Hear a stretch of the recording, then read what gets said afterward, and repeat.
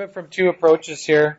You can either try to write an equation and graph the equation, or you can just think about the starting and ending point here. So the green person, right, the person that's moving this way. Why is this not working now? That's not good. This person's going this way 1 meter per second. They start at 0, and 5 seconds later they end at 5 meters, which is actually past where this person is. This person is starting down here. Let's move them there. That person is starting right there.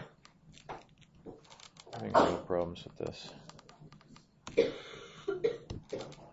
want to forget your arms. This person is starting at 3, and they are moving that way more slowly. So if we had that happening together, what's a graph going to look like? One person... Yeah, that's good. Can you turn that off, whoever that is? One person's there and ends there. We want a line in between those. So this is one person's motion. The other person's motion, they started at 3, and I think I said they ended at 5 seconds at 0.5. I don't know if I'm going to be able to do this absolutely accurately. Oh, we'll make it. We'll change it so it's 5 here. You've turned that off, right? Whoever that was? Yeah. Thank you very much.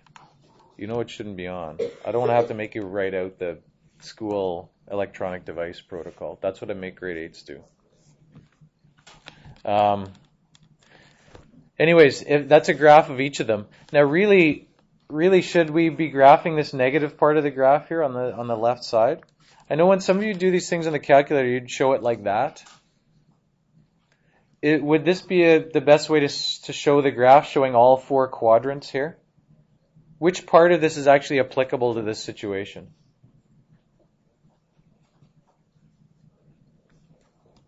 Yeah, like this, right? This part. And actually, even if they keep walking, that's appropriate. If not, really what we should do is you should not even draw the lines past those points there, right? What you should do is do that, and now I lost my point there.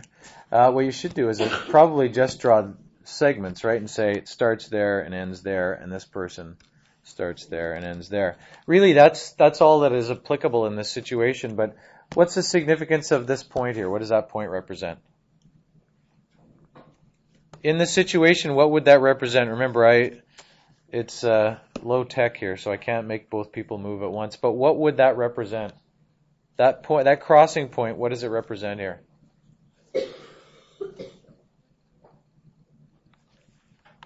This person's going this way. It would have been better if you guys had been willing to volunteer to get up. This person's going this way. What does that crossing point represent? You got this one going up like this, really roughly drawn. You got this one going down like this. Whoops.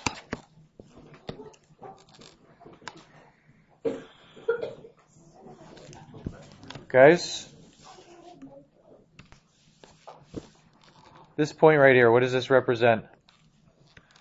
This intersection point here. Where they meet, right?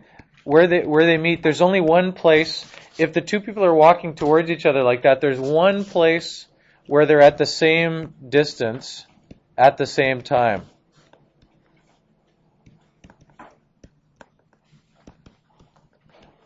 There's lots of places where they're at the same distance but not at the same time.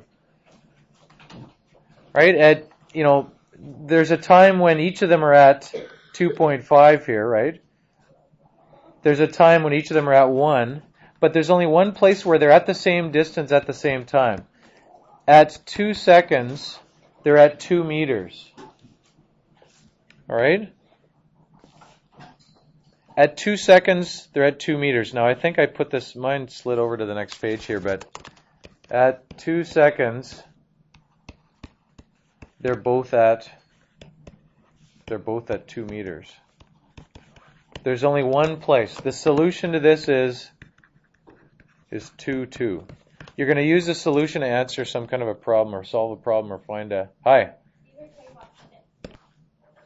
When you use a graph, you can kind of see if you start graphing some points, this is not right, but if you started doing those and then this one ended up being like this, you're pretty sure that you can see which direction to go there. The little wrinkle in all this is probably going to be remembering how to graph things like that. If you're graphing it by hand, it doesn't matter to me how you get that on there. If you're good with the graphing this from the slope and y-intercept point of view, there's the slope, there's the y-intercept. You can do that. That's a good way of doing it. Start at 1, so this is going to be red. Start at 1 and then draw a slope of 2 and follow that. It'd be good, I'm not really modeling this that well. You should use a ruler. The other one here, the problem is it's not in a form that you can use slope and y-intercept. You could isolate it. Probably the simplest thing to do is isolate the y. Rearrange this. Different people have learned it differently. It doesn't matter to me. You want the y by itself. If the y term's already positive, I would leave it where it is. I would move this to the other side, and it becomes negative if you move that to the other side. Right? Adding x on this side is like subtracting x on the other side. So I would make this 2y is equal to negative x minus 8. I would move both of those things to the other side, and then I would divide everything by 2. What are you going to have here then? You got y equals negative x divided by 2 is like negative a half x minus and a 4 on the end there. I'm not sure how much or how skilled you are at that in, remembering from last year. And we actually, some of the puzzles in the first unit, those things you had to do involved that skill. If you're to graph that now, minus 4 is down here. Negative a half x means it's going down 1 for every 2 over here. So it would actually be like this. Negative means going down to the right, negative a half. I didn't give you a big enough grid there to draw much of that line, but that's that line. That's the blue one. So what's the solution there?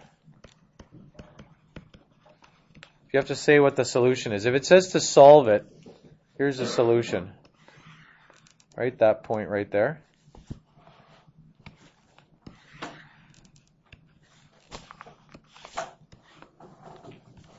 What are the coordinates of the solution there?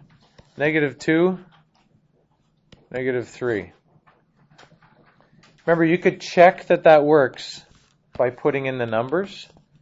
You could check that it works by putting those numbers into each equation. If you want to check it, you take each equation like this and put those numbers in.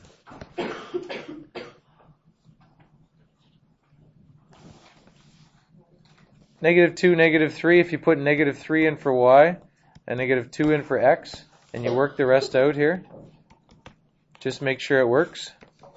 Negative 2 times 2 is negative 4, plus 1, that's negative 3. That equals negative 3, that works. You got to check it in the other equation too. X plus 2y plus 8 equals 0. If you put those numbers in as well, we have negative 2 here and we have negative 3 there. Work through and check it and see if it works. All of that stuff adds up to negative 2, what here? Minus plus negative 6 plus 8. That equals 0. That one, it works as well. If you want to check an answer, just sub it in for x and y in each of the equations. Put the x in for x, put the y in for y in each equation, and just make sure it's the right point. If it works in one but not the other, it's probably on one line but not the other, unless you made a mistake. All right? There was actually a question back here that we didn't look at how to check solutions, but back here it says checking solutions.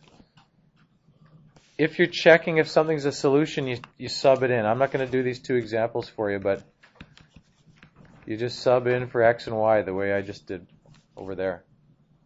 Put those values in for x and y and work it out each time. See if it works.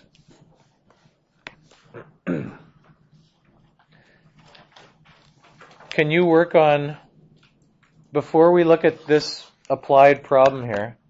I want you to work on doing the checking solutions from B1, and I want you to work on some of the graphing, solving by graphing from this. There's a puzzle to do here that I'd like you to do, and there's some grids to work on.